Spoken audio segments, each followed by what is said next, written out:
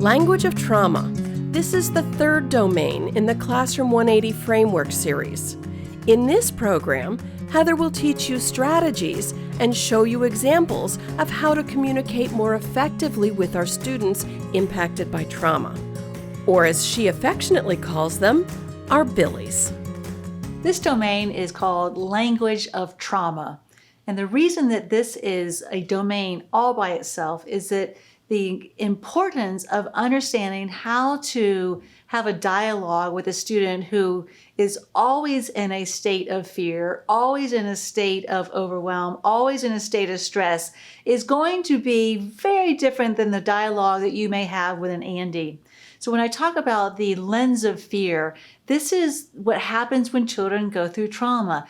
They can't look at everything from a positive standpoint because then they get disappointed. They've had so many things happen in their life that have disappointed them. So their natural reaction is to say, okay, well, everything's just going to be bad. Everything's just not going to happen the way I want it to. That way they're not disappointed. It's a self-survival mechanism. And so now we're going to check in and see Monday morning how they're going to set the tone, how the teacher's going to use the language of trauma to discover what the real issue is, and then, of course, to find solutions. Is there anything else that's making it difficult? I mean, I don't really know about the news and stuff, so I'm kind of like overwhelmed with stuff at home, so I don't really get to like do that stuff. Yeah, I know there's a lot going on at home. Yeah. It can be tough. I know that you're helping your mom out by watching your little brothers on the weekends a lot. Yeah, I don't really get to like look at the news or anything, so it's just kind of hard, I guess. Yeah. I'm sure they keep you busy, huh? Yeah. It can be tough. Yeah, it can be tough. Yeah, for sure. And I think you're working a second job too, I heard. So that keeps you busy. Yeah, for sure. It's overwhelming. It can be overwhelming. And then you got school on top of it. It's a lot of responsibility. Yeah, it's hard.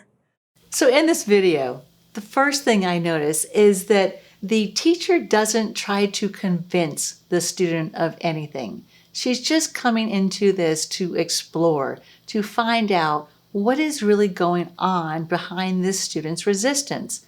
You know, there's always a reason, always a reason. And if you're not used to doing these one-on-one interactions, here's my advice. Just keep looking for what the fear is, right? It's not resistance, it's fear. And so ask the questions of what's going on. Well, what is this about? How does this feel? What more do I need to know? Just these leading questions that can help to then prompt that student to be able to discover within them what that resistance is really about, or obviously what the fear is about. When we see a teacher implementing the language of trauma, we'll be able to see them making a communication shift, using right brain to right brain de-escalation, having affect tolerance, recognizing nonverbal communication, and using positive language. Ready to take the next step to becoming trauma-informed and shift your classroom 180 degrees? Go to www.Trauma-Informed Online Academy for more information.